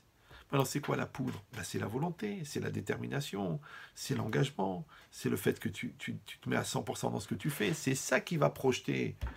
Mais s'il n'y a pas de projet, si la cartouche elle est mouillée, si la cartouche il n'y a pas de poudre dedans, s'il n'y a pas de motivation, s'il n'y a pas de volonté, mais où tu veux qu'elle aille, il n'arrive même pas à arriver au bout du canon. Donc c'est ce qui est marqué ici. Que quand la personne, elle est en volonté, elle est en conscience, elle est en connaissance, tout ça à 100%, d'accord, elle va réussir. Mais si son mouvement, il est basé sur la peur, ouais, il est basé sur le manque de confiance, il est basé sur le manque de construction personnelle, ça ne va pas marcher. C'est pour ça que la fin du Rashi, elle est troublante. Elle est vraiment troublante. Qu'est-ce qu'il a dit Hachem? Il a dit Chayehem. Par leur vie, il a juré. Chez Ani noten la emma comme les taout, que je vais leur donner un endroit pour se tromper. Bedivre Ameraglim, dans les paroles des explorateurs. Les ma'an lo irashua, afin qu'ils ne l'héritent pas. D'accord? Attention. Qu'est-ce qui est marqué ici? C'est marqué Hachem y jure. Premièrement. D'accord? Deuxièmement, c'est marqué qu'il va leur donner de quoi se tromper. Ça veut dire quoi? Il va leur faire un piège? Il va les planter? Ouais. Donc quoi dans les paroles des explorateurs? D'accord? Il dit, mais c'est quoi l'idée? L'idée, c'est qu'on a dit que l'explorateur, il va voir des choses. Les explorateurs, c'est qui? C'est les yeux. Mais les yeux, ils vont aller chercher pour argumenter, pour légitimer, pour intellectualiser. Donc quand toi, tu n'aimes pas quelqu'un, eh ben, tu vas voir tous les défauts. Quand tu cherches, moi, je sais pas, un ballon, eh ben, tu verras pas qu'il y a des timbres par terre, parce que tu vas trouver ce que tu cherches.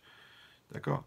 Il dit maintenant, si quelqu'un il part avec la peur, c'est normal qu'après, il va trouver de quoi argumenter la peur. Pour ça, quand c'est marqué, Natati lefanecha et achaim vetamavet, j'ai mis devant toi la vie et la mort, ou bacharta bachaim. Tu as le choix. Mais pour avoir le choix, ouais, il faut que tu aies la possibilité de voir le bien et de voir le mal. Si tu ne peux pas voir le mal, ça ne s'appelle pas le choix. Donc c'est pour ça qu'une grande réussite, elle n'a de valeur que par rapport au risque que tu prends. D'accord? Et c'est parce qu'il y a une capacité, une potentialité de se planter, que le fait d'avoir réussi, elle a une valeur. Maintenant, toi, tu voudrais des réussites sans prendre de risques. Mais le problème, c'est que ces réussites sans prendre de risques, elles n'ont pas de valeur en soi. Donc, ça veut dire qu'au fond, quand on te propose un problème, toi, tu cherches des solutions. Mais il y a des gens que quand tu leur proposes des solutions, ils cherchent des problèmes. Où c'est marqué, qui a dit, c'est pas évident, c'est trop difficile. Pourquoi? Parce qu'au fond, toi, tu ne veux pas. Au fond, tu ne peux pas. Alors, comment tu vas faire pour réussir? Il dit ça, ce qui est marqué, les ma'an lo irashua, afin qu'ils ne l'héritent pas. Ça veut dire quoi? Ça veut dire que, et là, on arrive à un problématique. Je vous rappelle, pour ceux qui n'ont pas encore bien compris la situation, que les Bnei Israël, Hachem leur dit, on va rentrer en Eretz Israël. Et eux, maintenant, qu'est-ce qui s'est passé? Ils ont peur. Comme ils ont peur, ils décident d'envoyer les explorateurs. Alors, pour ceux qui connaissent la suite, les explorateurs, ils vont être désignés, ils vont y aller, ils vont rentrer en Eretz Israël, ils vont voir des choses qui vont leur faire peur, ils vont voir des géants, ils vont voir des fruits énormes, ils vont voir des gens qui meurent dans toutes les villes, d'accord? Ils vont avoir l'angoisse, ils vont revenir. Ils vont raconter tout ça aux Bnei Israël, les Bnei Israël vont avoir peur, ils vont se mettre à pleurer, Hachem, il va se mettre en colère à cause du manque de confiance, et il va décréter que toute cette génération, elle va mourir dans le désert. Ok. Mais je rappelle que là, dans le Passouk, dans la paracha, on est avant tout ça. Vous suivez ou non? On est à peine au moment où les Bnei Israël ont décidé d'envoyer les explorateurs. Mais les explorateurs, ils n'ont pas encore été désignés, ils ne sont pas encore partis, ils n'ont pas encore vu des choses négatives, ils ne sont pas encore revenus, ils n'ont pas encore raconté, les Bnei Israël n'ont pas encore pleuré, Hachem ne s'est pas encore mis en colère. Alors comment le Passouk, Hachem, il peut jurer à l'avance ce qui va arriver plus tard? Puisqu'il dit les man, Hachem il a dit je vais vous donner un endroit pour se tromper, une opportunité de se tromper dans les paroles des explorateurs, afin qu'ils n'héritent pas. Donc ça veut dire qu'Hachem il leur promet déjà qu'ils ne vont pas hériter la terre avant qu'ils envoient des explorateurs. Mais tu dis alors quoi? Alors il les a maudits, Hachem il a décrété, il les a punis. Genre Hachem, entre guillemets, il s'est vexé, et donc il a dit, vous n'avez pas confiance, je vais tous vous planter. Non! Comment comprendre ça? Donc en vérité, la logique, elle est pas comme ça. C'est quoi? C'est qu'en vérité, la fin de l'histoire, elle est posée depuis le départ. Ça veut dire qu'à partir du moment où les bénis Israël rentrent dans cette histoire avec la peur, rentrent dans cette histoire avec l'angoisse, rentrent dans cette histoire avec le manque de confiance, le manque de croyance, le manque de bitachon, le manque de émouna, automatiquement, tout le reste va découler naturellement. Vous me suivez ou non? C'est que si vous plantez une rose, ne dites pas « Waouh, une rose qui pousse ». Mais c'est ce qu'on a planté, mon frère. Si tu plantes une carotte, il pousse une carotte. Waouh. Eh bien, si tu plantes la peur, évidemment que tu récoltes la panique. C'est exactement ce qui s'est passé. Hachem, il ne les a pas maudits, d'accord? Il a seulement dit, puisque vous démarrez cette histoire, vous rentrez dans cette histoire par l'angoisse, par la peur, par le manque de confiance en Dieu, alors vous n'allez pas hériter la terre. Ouais. C'est comme si tu dis, écoute, le deal, tu ne pourras pas le faire. Le magasin, tu ne l'auras pas. Parce que depuis le départ, c'est pas évident, il est mal placé, c'est trop dur. Qui a dit que la banque, ça va marcher? Et puis moi, j'ai peur. Et si on ne réussit pas, il est déjà perdu, le magasin. Ça y est, tu ne l'auras pas. Parce que tu n'as pas le courage. Tu n'as pas la niaque. Tu n'as pas la pêche. C'est pareil. Et cette fille, si c'est ça, si c'est pas ça, elle est un peu grande, elle est un peu grosse, elle est un peu truc. T'en fais pas, il y en a un autre qui va la trouver à son goût. Il y a Brel, elle est mariée, elle a 3 enfants. Tu te réveilles, tu te dis, est-ce qu'elle est encore libre? Parce qu'en vérité, ton hésitation, à ce moment-là, elle était mal placée. Un doute qui est fondé, il faut lui trouver des solutions. Mais un doute qui est un doute pour le doute, un doute pour le doute, un doute pour le doute, il faut prendre l'antidoute. C'est tout. C'est pour ça qu'on a créé les antiseptiques, exprès pour ce genre de personnes. Pour sortir du scepticisme qui génère la scepticité, et qui peut tuer d'ailleurs. Ouais. Donc c'est ça l'idée. C'est qu'en vérité, Hachem ne les a pas condamnés. Non, c'est faux. Il ne les a pas punis. C'est faux. Il n'a pas décrété qu'ils ne vont pas rentrer. Mais il explique à Moshe Rabbeinu le fait même qu'ils ont démarré dans cet esprit-là. Ils ont déjà mis le virus au départ qui va leur pourrir tout le système. Depuis le départ. Ouais. Donc ça veut dire quoi? Ça veut dire que ici, quand l'homme il décide de ne pas se prendre en main, il décide de ne pas assumer, il décide de ne pas s'impliquer. Mais par contre, il décide de laisser aller sa peur. Donc, et la peur, elle vient du Yetzer Hara, et le Yetzer Hara, lui, tu crois qu'il va t'amener quoi? La paix. Toi, tu te laisses aller dans la colère, et après, tu t'étonnes que ton couple, il explose. Toi, tu te laisses aller dans le mensonge, et tu t'étonnes après que l'autre, elle a plus confiance. Toi, tu te laisses aller d'aller regarder des choses et aller draguer des bonnes femmes, et après, tu t'étonnes qu'elle te traite de vaurien, ouais, et de menteur. Mais maman, c'est toi qui crée ça. Donc, si on avait l'honnêteté de regarder le début de nos actes, on connaîtrait la fin de nos actes. Parce que la fin de l'acte, elle est déjà inscrite à l'intérieur du début. Comme c'est marqué dans le Lechadodi, sauf Maaseh, Bemahashava Techila. La fin de l'acte, elle est dans la pensée de départ. Donc si on est dans cette logique-là, ça veut dire que si la personne, ouais, elle fait son auto-analyse, d'accord, elle essaie vraiment de savoir qui elle est, et elle construit sa décision, elle construit sa réflexion, elle construit sa volonté, elle prend un très très haut niveau de conscience, d'accord, et qu'en vérité, elle prend d'assumer, d'accord, c'est-à-dire elle prend ce qui lui incombe et elle s'investir à 100%, d'accord, parce que c'est ça ce qu'elle veut, c'est ça ce qu'elle veut réussir. Donc automatiquement, elle met Hachem avec elle à 100%. Alors Hachem, il va être avec la personne. C'est facile à comprendre, ouais. Et ce qui s'est passé ici, avec les Meraglim, avec les explorateurs, mais on a compris maintenant que ça, c'est une démarche qui se développe à l'intérieur de chaque personne. C'est pour ça que je vous ai dit hier que même celui qui a écouté le cours d'hier, et aujourd'hui, même si ça parle exactement du même sujet, mais hier, on l'a regardé en tant qu'un événement qui a été abordé par les Bnei Israël. Alors que là, aujourd'hui, on parle de comment chaque individu aborde un événement, comment chaque personne adhère à un choix, comment chaque personne s'adapte à une réalité qui le dérange. Qu'est-ce qu'on va faire avec? Il dit, Hachem, il a dit, c'est très simple. Si la personne, elle réussit à surmonter son angoisse, à surmonter sa peur, et à être chargée en positif, alors il n'a pas à avoir peur. La preuve, c'est que les Bnei Israël, ils ont été condamnés, et ils sont morts tous dans le désert. Pourquoi? Enfin, toute cette génération. Parce qu'ils ont eu manqué de confiance, parce qu'ils ont envoyé les explorateurs. Mais 40 ans après, Yahushua, il arrive devant la terre. Ouais. Première chose qu'il fait, il dit, allez, on envoie des explorateurs. Tu dis, mais t'es bête ou quoi? Je ne crois pas. 40 ans avant, les ancêtres, ils ont envoyé, ils sont tous morts dans le désert. Et toi, tu refais la même erreur? Non, non. La Torah, Hachem, il n'a pas dit. Comment ça se fait que tu envoies des explorateurs? Au contraire, le Ramban, il dit, mais c'est normal, on va rentrer dans une terre, c'est normal de faire une ishtadlout, c'est normal d'envoyer des explorateurs pour vérifier qu'est-ce qui se passe, c'est normal de voir comment sont organisées les défenses, c'est normal. Donc ça veut dire quoi? C'est normal. Donc c'est normal d'ouvrir le magasin, c'est normal de faire des études, c'est normal de réfléchir avant de truquer, c'est normal de se donner les moyens de vérifier, c'est normal de faire une enquête, c'est normal.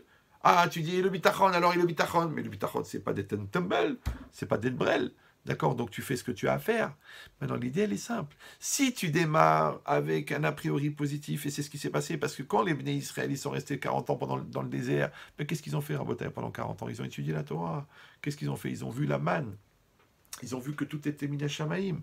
Ils ont reçu l'eau de la source de Myriam qui était toujours avec eux. Donc en vérité, ils ont fait un stage de formation de Bitachon et de Emouna pendant 40 ans. Quand la personne, elle est remplie à 100% de croyance en Dieu et de confiance en Dieu, elle peut envoyer des explorateurs, il n'y a pas de problème. Quand la personne, elle est claire au niveau de sa Torah, elle est claire au niveau de son choix, elle est claire au niveau de sa personnalité, elle peut aller travailler à Shanghai, elle peut travailler à Sao Paulo, il n'y a pas de problème. Tu dis, ah, mais s'il n'y a pas une grosse communauté, j'en sais rien, il y a juste un bête rabat. Et alors, le gars, il est clair, il sait ce qu'il veut, il sait ce qu'il pense. Mais t'as pas peur qu'il s'assimile, qu'il parte en sucette, qu'il parte Non, pourquoi? Parce qu'il est clair, il est fort. Par contre, s'il n'est pas construit, s'il n'est pas clair dans sa Torah, t'as pas voulu qu'il aille à l'école juive, t'as pas voulu qu'il fasse le Talmud Torah, t'as pas voulu qu'il suive des cours, t'as dit, on n'est pas des religieux, on n'est pas comme ça. Et après, tu l'envoies en Afrique du Sud. Mais tu crois qu'il va revenir avec Myriam? Eh non, Baba. Après, tu dis, mais comment c'est possible? Mais ça n'arrive jamais dans nos familles. Mais c'est honteux. Ton grand-père, il va se retourner dans sa tombe. Mais Baba, tu l'as éduqué comme ça. C'est-à-dire que ton enfant, tu le charges pour qu'il soit clair. Ta personne, tu la charges pour qu'elle soit claire. Ton couple, tu le charges pour qu'il soit fort et qu'il soit clair. Et quand le couple, il est fort, quand la personne, elle est forte, quand l'enfant, il est fort, et il arrive l'épreuve, il va rentrer dans l'épreuve naturellement. Et alors, il va envoyer des explorateurs, il va envoyer les yeux. Et qu'est-ce que les yeux ils vont trouver? Les yeux, ils vont trouver des solutions, ils ne vont pas trouver des problèmes. Les yeux, ils vont trouver de quoi conforter le côté positif. Les yeux, ils vont voir les miracles d'Hachem, ils vont voir comment Hachem il intervient et qu'il amène que du bien. Parce que le fond de la personne, le cœur de la personne, le da'at de la personne, l'intériorité de la personne, elle est construite, elle est positive, elle est volontaire. Ouais. Par contre, donc on a compris en vérité que quand toi, tu as construit ton intériorité, et comment on a dit ton intériorité, c'est la place, le lien entre ton moi et Hachem qui est en toi. Alors c'est un passage dans la Torah en vérité, et tout est résumé. C'est marqué Tamim tiyeh im Hachem elokecha. Tamim tiyeh, sois intègre im Hachem avec Hachem. D'accord? Normalement, on traduit littéralement, ça veut dire sois intègre avec Hachem. Tamim tiyeh im Hachem. Mais le Maharal, il dit non, il faut couper la phrase en deux. Tamim tiyeh, deux points, virgule, Tamim tiyeh, im Hachem elokecha. Ouais. Sois intègre, virgule, avec Hachem. Qu'est-ce que ça veut dire? Tam, c'est quoi tam? Tam, c'est shalem, c'est complet, c'est entier, d'accord? C'est intègre en français. Maintenant, quand toi tu es tam, ça veut dire que tu es entier, tu es intègre, tu es en intégrité avec toi-même. Qui c'est toi-même? C'est toi. Avec qui? Avec Hachem qui est en toi, d'accord? Ça veut dire que la personne, elle a une neshama. Cette neshama, elle est divine. Maintenant, quand elle est en accord avec sa neshama, elle est en accord avec une voix à l'intérieur de lui qui lui dit voilà ce qu'il faut faire, voilà ce qu'il ne faut pas faire. D'accord? Donc, même avant l'égoïme, qu'est-ce qu'il disait? En mon âme et conscience. La conscience, c'est l'homme, l'âme, c'est Hachem. Maintenant, quand toi, tu es en accord entre ton âme et ta conscience, dans la Torah, ça s'appelle Tamim. Tu es complet, tu es entier. D'accord? Alors, il dit le Maharal, Tamim, tu es soit entier, soit intègre. C'est pas facile, parce qu'il faut enlever l'Yetzara, il faut enlever la peur, il faut enlever la lourdeur, il faut enlever la bêtise, il faut être en accord avec Hachem, il faut entendre Hachem dans son cœur, il faut le mettre dans son cœur, il faut être dans la prière, il faut le mettre dans les téphilines, il faut le mettre dans le Shabbat. Ça, c'est 100%, 100% en accord avec ta Neshama, tu es en accord avec Hachem. Ça s'appelle Tamim Tiyeh. Alors il dit le Maharal, Tamim Tiyeh, deux points, Im Hachem. Im atatam, ata Im Hachem. Si tu es entier, si tu es intègre, si tu es en accord avec toi-même, si tu es en accord avec ton âme, si tu es en accord avec Hachem qui est en toi, tu es avec Hachem. Tu es avec Hachem. Ouais. Et il continue. Ve'imataim Hachem, Hachem imcha. Et si toi, tu es avec Hachem, Hachem, il est avec toi. La boucle est bouclée. Ça veut dire quoi? Ça veut dire que la réalité, toi en toi, elle contient Hachem. Derrière la réalité, il y a Hachem. Derrière la nature, il y a Hachem. Et toi, tu dois faire un avec Hachem qui est devant toi, avec Hachem qui est dans la réalité, avec Hachem qui est derrière la nature. Mais pour que tu puisses faire un avec Hachem qui est devant toi, il faut que tu fasses un avec Hachem qui est en toi. Mais si à l'intérieur de toi-même tu es partagé, tu es angoissé, tu es stressé, tu n'es pas construit, il y a du vide, il y a du Satan, il y a des mal-être, il y a des peurs, comment tu vas faire un avec Hachem qui est devant toi, puisque tu n'arrives même pas à faire un avec Hachem qui est en toi? Et le en toi, c'est le cœur. Et on a dit que ce qu'il y a à l'intérieur, c'est ça ce qui va se projeter à l'extérieur. Donc vous avez compris qu'en vérité, Tamim Tiyeh, soit intègre. Toute notre vie, on va fabriquer notre intégrité. Toute notre vie, on va fabriquer cette proximité avec Hachem, cette objectivité avec Hachem. On le fait. Quand on le fait, après c'est facile. Après la vie, elle est facile. Ça s'appelle la Hirat Shamaim, ça s'appelle le Bitachon, ça s'appelle l'Emunah, ça s'appelle la compréhension du monde, ça s'appelle l'intelligence, la capacité d'adaptation, ça s'appelle l'éducation personnelle, la construction personnelle. Appelle-le comme tu veux, c'est pas grave. Mais c'est certain qu'à un moment ou un autre, il va falloir que tu sois en accord avec toi-même. Et quand tu le fais à 100%, alors à ce moment-là, c'est facile d'être en accord avec la réalité. Parce que tu as compris que la réalité, c'est une proposition d'Hachem. Ouais. Comme la mauvaise pensée, c'est une proposition, et toi, tu la refuses. Et la bonne pensée, c'est une proposition, et toi, tu l'acceptes. Maintenant, quand tu as gagné le combat intérieur, c'est facile de gagner le combat extérieur, il est beaucoup plus facile. Donc, c'est ce qui est marqué dans le Passouk. Donc, on a compris que cette paracha qui, a priori, parle d'un événement de l'histoire juive, où les Béné Israël étaient devant ce choix de rentrer en Eretz Israël, si on le retraduit dans une lecture personnelle du travail que nous, on doit faire pour avoir le rendez-vous qu'on doit avoir avec nous-mêmes et avec Hachem qui est en nous, alors on voit bien combien le déterminant, en fin de compte, de tous les choix qu'on va faire, il va dépendre de combien est-ce qu'on est construit et combien est-ce qu'on est en accord avec Hachem qui est en nous. Voilà. Chazak ou Baruch. Bon, finalement, Baruch Hachem, on a réussi à terminer dans les temps. Donc, je rappelle que le cours est dédié pour la réfoua, pour la santé de Yaakov Ben Chaim, et aussi pour Naomi Bat Liora Rachel. Alors juste avant de donner les autres noms, je rappelle que ceux qui sont intéressés à sponsoriser ou à mettre en place un cours, alors ils m'envoient un email sur mon email personnel, ravyechia, RAVYEHIA, @hotmail.com, et moi je leur donnerai les disponibilités et les conditions pour pouvoir le faire. Voilà, merci beaucoup. Donc maintenant je vais laisser les gens de... Ah oui, on devait aussi citer les noms. Donc si vous voulez répondre, amen.